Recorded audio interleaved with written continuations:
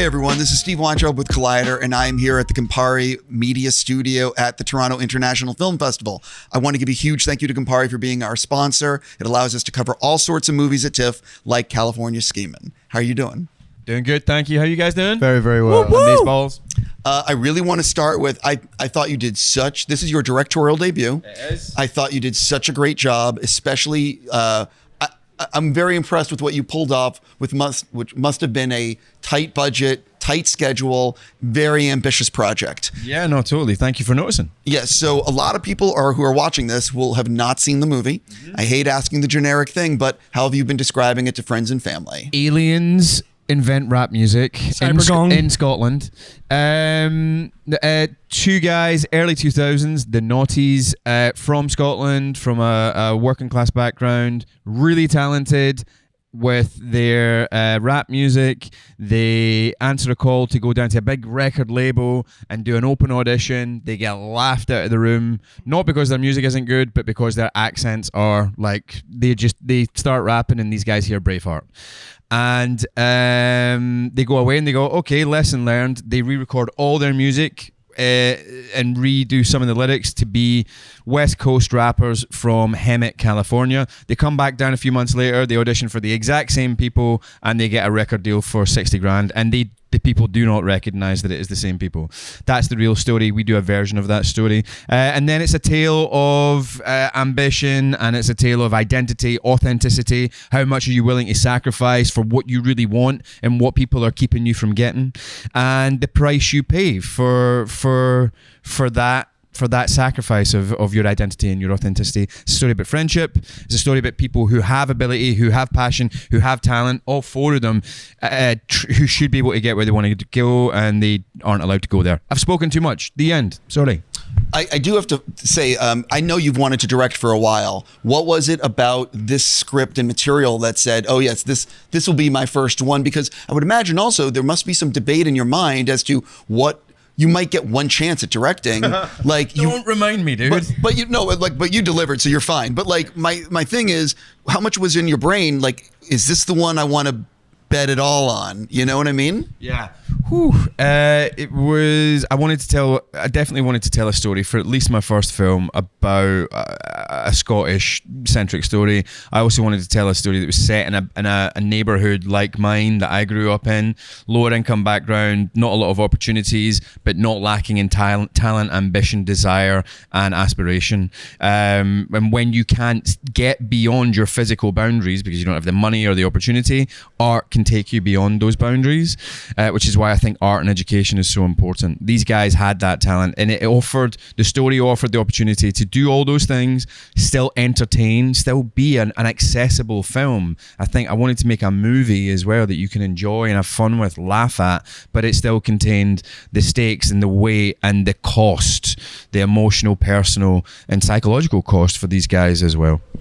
I have to ask the two of you, so I'm not sure how you got into the movie, auditions, I don't know what happened, but what was it like for the two of you reading this script and seeing what you were being asked to do as actors? Because it's not just one-dimensional. You're doing accents, you're performing, there's so much to each character. I can only imagine. Like, I'm so curious. Well, I was pretty daunted by it. I mean, I booked it and I was like filming a TV show and it was in the back burner for ages. And then I got a text. Yes, exactly. I got a text from this man out of the blue and he's like, I'm in Glasgow, do you want to meet for coffee? So we go around from a flat, go for coffee, and we just talk about the film and Gavin and getting skateboard lessons, and I'm like, God, this is a lot to do. But he was so hands-on and so caring and such a good, he's done it. Like, you've got James McAvoy in your corner with a handheld saying like, that's funny, do it like that. He was just with us like the whole way through. So, and then when we met Sam, this guy's so relaxed, nothing fazed him. So it was kind of similar energies in real life to what our characters are like somehow. I think it was daunting to take on a character that, for one, like, there's two different accents in the film, which is always a really interesting thing. I thought it'd be a good way to showcase like that you can do actually two different accents. But also like taking on real characters is something that's like really interesting. Also daunting as well, though. Do you know what I mean? But like they were the two things about the script that I like really looking forward to take on. You know what I mean? But all the headed departments were amazing. Like Carol's here, his costume. When you try on these exact outfits of the characters, and you're singing their songs, and you're talking in these accents all day, you just change. And when we saw Gavin's flat for the first time, it was just incredible, and it felt so real. Did you guys go method at all when you were doing American accents in terms of just trying to stay that way on set? Well, I was gonna stay method and like do the Scottish accent all the way through, but then I just decided not to do that, didn't I? What actually I found really interesting about it as well is like we're playing a character inside a character. Like our characters both have two separate characters, which is like just like for an actor, you just like getting you just a double whammy, innit? The two characters are essentially non-actors engaging in method acting. Yeah. And Like I don't the know best many method method actors ever. actors that aren't like pretty affected by the traumatizing experience of method acting. So two known actors doing it for the length of time that they did it, and you're playing an actor playing a guy who's doing an acting. It was nuts. That's in all seriousness, you both did such great work. Like it only works because I believed in your friendship being genuine. And also, like I wrote down, like you had to do skateboards. You had to like, there was so much you both had to do for the roles. You know what I mean? I've said this in one other interview, and I'm not going to say it in every interview, but I come up to Sam on like day 2 of rehearsals, and I'm like, dude, what do you need? No question is a bad question. I'm here for you. I want you to feel comfortable. What do you need? And he just goes like, I just need to love him. And it was like, it's like sometimes it's the simple things like that. It is just as simple as that. Like the premise of the whole It's really story hard is for him just to love about me, that. though. Yeah. Hard, He made it man. really, really hard, but we managed. every man, we intention needs an managed. obstacle, mate. Do you know what I mean? Jumping into the back row. So for both of you guys, talk a little bit about what it was about your character and the script that said, oh, please, for the love of God, let me get this role.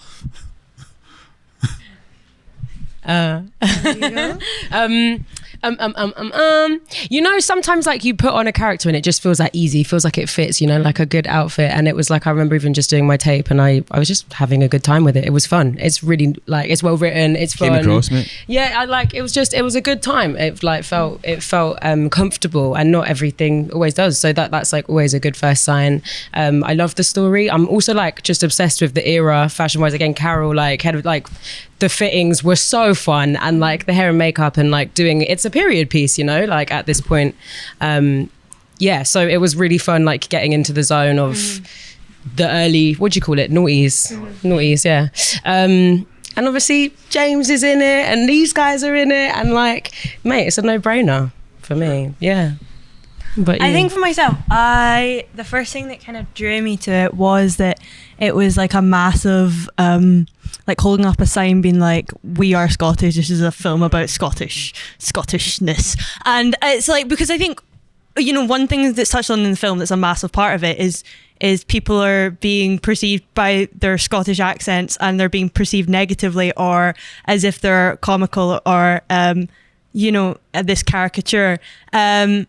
And, you know, we've all, well, you're not Scottish, but if you've, you know, as a Scottish, you've always like walked into like an audition, or you've walked in somewhere or you start talking in your own accent and you've been looked at funny, or like say that again, huh? Oh, I love the way you say that. Oh, it's so funny how you say that. And it's like, that was the first thing that drew me to this, was seeing a film that was like non-apologetic. Scottish accents are really cool. Yeah. And also like, you know, the crux of this film is about people who were prejudged based on where they were from. And that's, you know, this film was what, 20 years ago it was set, 20 odd years ago. And like that still was happening, you know, all the time, that people are being perceived from where they're from or the voice he's speaking. And I really hope this film shows people how silly a concept that is. So that's what first drew me. And then that's what drew me. And then what like locked me was meeting James. He's a like, I wasn't allowed out the door. I tried.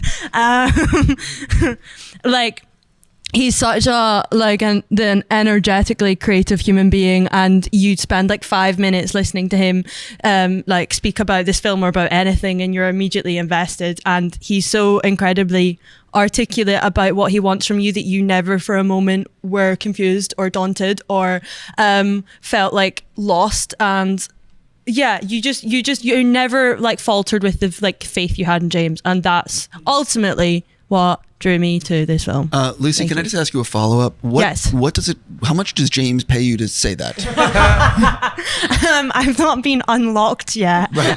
There it is. So once I'm allowed to leave, then you'll know. Once it's on general release, you can get out again. Yeah. I once did a TV version when I was very young of Macbeth, this Scottish play, and I'm playing Macbeth, and the director said to me in rehearsal, he went, just so you know, James, every now and again I might be behind the monitor and you might just see me go Scottish. Scottish.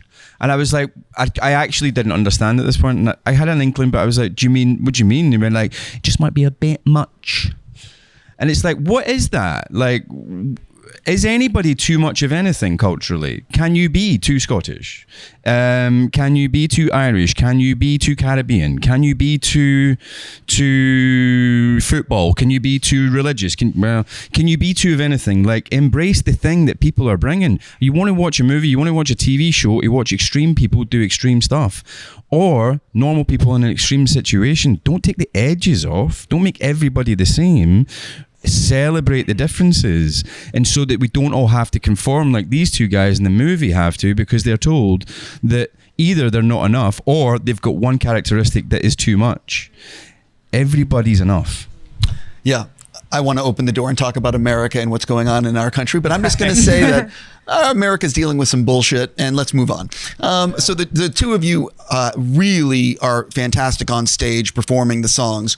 How long? Well, it's so generic, but like, how long was the rehearsal process? What was it like getting that chemistry together? Because you have to believe as an audience member that you guys are fucking doing this. And I totally was, I was in hook, line, and sinker. Well, we're already like massive fans of hip hop and like, so understood like the culture in somewhat. Do you know what I mean? But we had like we keep on saying 2 weeks, but it was a 3-week rehearsal period. Yeah. Where we like just indulged in like getting to like soak up the characters. We learned how to skateboard. We learned how to like rap properly. Seamus, help me out. But you can have some more mics, please. But what I was thinking there was when we were doing that Battleland show, it was real. It was so real. Me and Sam, guys performing in front of 2,000 real audience members. It was a one take shot of me and Sam. We're kind of losing each other as Silibil N Brains or Gavin and Billy, and we're about to do this massive show. But the rehearsal for that, we honestly did it all day. We're running up and down because we're also doing a scene in that gig. Sam sees Lucy's character. There were so many different shots. It took all day, and then it was just the rigor of it. It's really actually difficult on finding the balance between like getting the performance right and then getting like the actor's performance right, but also like the physical performance on stage. It was like really, really difficult, but like it was like you're never going to get that opportunity in your life again to I'll never play at the Barrowlands. Do you know what I mean? And it was really special. Awesome. We had a real crowd turn up. We didn't even pay them. They turned up just to like come and see the gig. And these two guys, I thought we might get 2 takes out of them. We might get 2 takes out of the audience before they start to get a bit fatigued and stuff. So we had 5 cameras. We were filming it like a concert. Get as much as we can as quickly as we can before everybody just like is done. And people start to leave, and audience members start to go like, "Oh, I've seen it now, and we're leaving now." They did it for 90 minutes. They put on a gig for 90 minutes, and this audience in Glasgow, who I'm so grateful to, if anybody who was in that audience watches this interview, were incredible. Like it was so electric, and I'm lucky because sometimes you make something happen that's electric, and then you put the cameras on it and you get into the edit and you go, oh, it didn't really capture it. The film at the end, it really captures it, and that's testament to the energy that you put into it, man. And testament to the Glaswegian crowd as well, because everyone around there were just like, this is Glasgow, first thing I said man, when I came off stage, like. I was like, that crowd, they were literally like, you're doing great. They were like, so supportive. I was really, really nervous. Keep going. I've never really done theatre before, so standing up in front of all them people was like a brand new thing for me. And I remember like being so and we both were really nervous, weren't we? Even though you've done theatre before, we were both so nervous. And then like 3rd time getting a little bit better, 4th time getting a little bit better, and then by the end I like didn't want to get off stage. Then another song. It was class. I'm running out of time with you guys, so I want to do a few quick things. First, how much are you already looking at other scripts, about possible, like how much is directing, do you want that to be your future over acting, or is it a combo of both? I think it's going to be a combo of the both. I love both things. They're just different. So I guess I'm like split down the middle. But yeah, I'm looking at other things and I'm working on a couple of things as well. But same cast. I want to create same cast. Yeah, there's a sequel. It's called California Dreamin'. We just went for the actual song. Yeah, I'm working on a couple of things myself, and I'll be a gun for hire if a script comes in that I like as well. But yeah, just working on it. An individual question for you. You are doing I think it's the sequel series to Handmaid's Tale. Yes. The Testaments. Yes. What can you tease about that? And like, what was it like getting, because that's a really big gig to land. Yes. I can tell you that will be out next year. And that's what I can tell you. But it was great. It was really, really wonderful working on that. It was like, you know, I think if there was a spectrum for like this industry, this film and that show are like the polar opposites, but it kind of just shows you like it doesn't matter where you land on that spectrum, you kind of end up loving doing it all. So it was lovely, and Toronto was great, and I had a great time, and I'm looking forward to people seeing it next year. I won't pressure you, and because I know you got to be, you're familiar with that. Talking with saying very little. I'm locked for this film and then a sniper for the other one, so it's really completely. great. I don't know if you know this, but he's been in a few films that require some secrecy. You know, so I've had text messages like maybe 90 seconds after I've done an interview, sometimes saying, "Hey, I just heard that you," and I'm like, "Oh shit, yeah." Yeah. So this is a part of the interview where it's called "Get to Know Your TIFF attendee." I swear these are very harmless questions, and it's like a supercut we're gonna do. For each of you, what do you love to cook? I have one. I make a really good like aubergine parmigiana. That's it. I'm really good at making cheese and ham toasties. I've got a grill at home, so like that's my go-to. Chicken Milanese, man. Make a good. Yeah. The polo Milanese, or breaded chicken, good tomato sauce. Bread your own chicken? Yeah. Do you rear your own chicken? Yeah. Do you pluck your own hen? No. Yo. Do you rear your own chicken? Do you pluck your own hen? No. 30 years in the business, I know the technicals. Ree? What do I'll cook anything. I love to cook. It's like my happy place. I'll cook you anything you like. Yeah. Let's go for dinner. I cook a lot of stuff. I think my favourite thing to cook, certainly my favourite thing to eat, is probably curry. Indian curry. Yeah. Wow. Yeah. Do you have a favorite food? Fried plantain. Very, very oily. Green beans. My granddad's cooking's really good, but I've got to give it to my nana. She makes like a Spanish chicken pasta thing, and it's absolutely to die for. My dad's lasagna is absolutely the best thing ever. Did you say your favorite food? Curry. Indian food. Johnny. Yeah. What are you doing next? Curry. Johnny. James McAvoy saying He's curry. locked. What is the last TV show, movie, or book that you've read that you really want to recommend? I'm not reading. Audiobooking Al Pacino's Sonny Boy at the moment, and it's incredible, man. I'm only like 4 chapters in, but it's like, I love it. It's making me want to do theatre, actually. It talks about like early New York theatre scene. It sounds really, really cool. So any actor, I'd definitely recommend that to. Smash that. Books, TV shows. All right, I'll go. The last film I watched, and you know when you watch a film that you watch from your childhood and you're like, will it stand up? I don't know. It 100% stands up. Was it called The Goonies? No. I mean, that's still there for me. I don't even. That's no surprise. The Man with Two Brains with Steve Martin. Yeah. It is so ridiculous and so hilarious. It's still amazing. I just remember a film I watched on like the other day, Europa, Lars von Trier. Oh yeah. Yeah, really good. I think it's Victoria. Brilliant film. Franz Rogowski's in it. Unbelievable. So good. I'll go really lowbrow and just say Bridget Jones' Mad About the Boy. It's actually so good. So good. Cried my eyes out on the plane. What is your coffee order? Oh, vanilla, iced, latte. Vanilla ice cream. Yeah. I'm gonna line in the film. Now you know.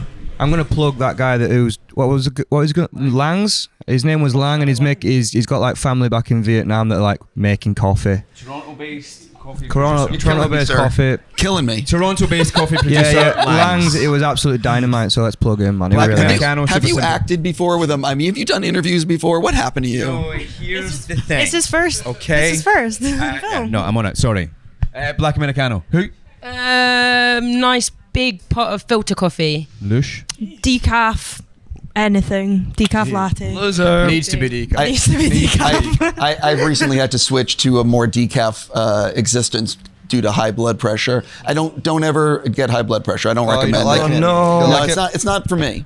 You know what I mean? It's really not for me. Do you have like a decaf coffee with a shake of statins and stuff like that? So this isn't about me, but now I do like a huge decaf like black coffee, and I just add like I do like a micro dose of coffee like in it, because I have to limit how much caffeine I can have. It sucks. Really opens your mind through the day. It sucks.